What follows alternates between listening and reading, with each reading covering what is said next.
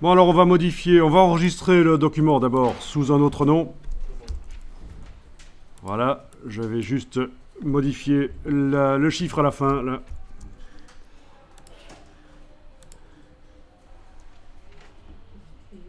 On va aller modifier la police de caractère. Enfin, peut-être pas la police, mais sa variante. Pour l'instant, c'est du Myriad Pro. Vous allez pouvoir tester d'autres variantes, comme du Bold.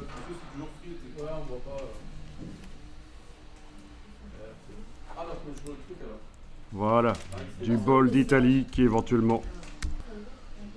Bien, donc vous arrivez à modifier sans problème, à faire un caractère plus gras, c'est ce qu'il nous faut. Oui, parce qu'on voudrait que les caractères subissent un motif. On va mettre un motif sur eux.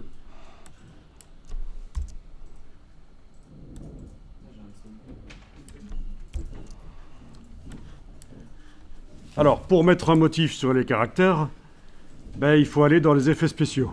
Donc, c'est-à-dire, dans le bas de la palette des calques, pendant que ce calque est activé, le calque du texte, vous allez pouvoir aller dans le petit FX. Oui, il a fallu que je réactive l'outil de déplacement, que je sorte de l'outil texte pour que j'y ai accès.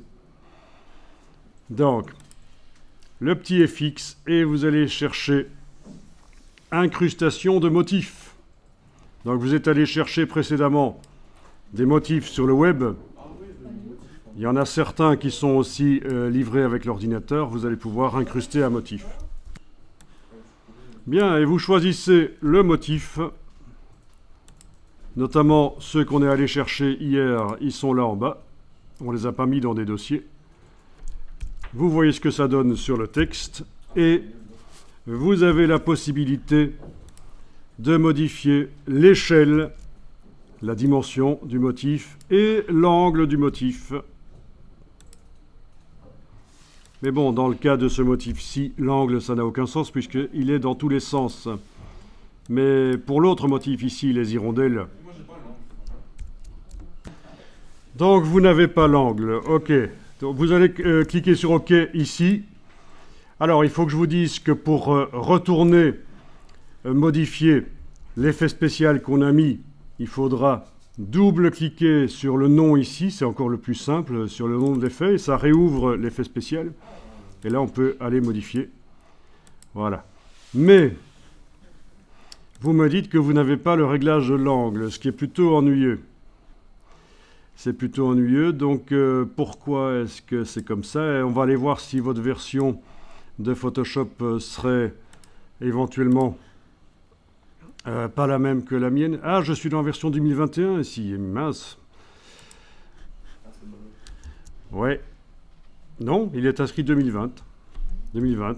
Donc c'est bien la 2020 parce que la 2021, elle est là, elle n'est pas ouverte en fait. Je suis dans la 2020. Voyons un peu. Quand vous allez dans le menu Aide à propos de Photoshop, qu'est-ce que ça vous indique ici comme version? 21.1.3. Eh bien, c'est certainement de là que ça vient. On est tous les deux dans la 2020, mais je suis dans une 2020 un peu plus avancée. Voilà.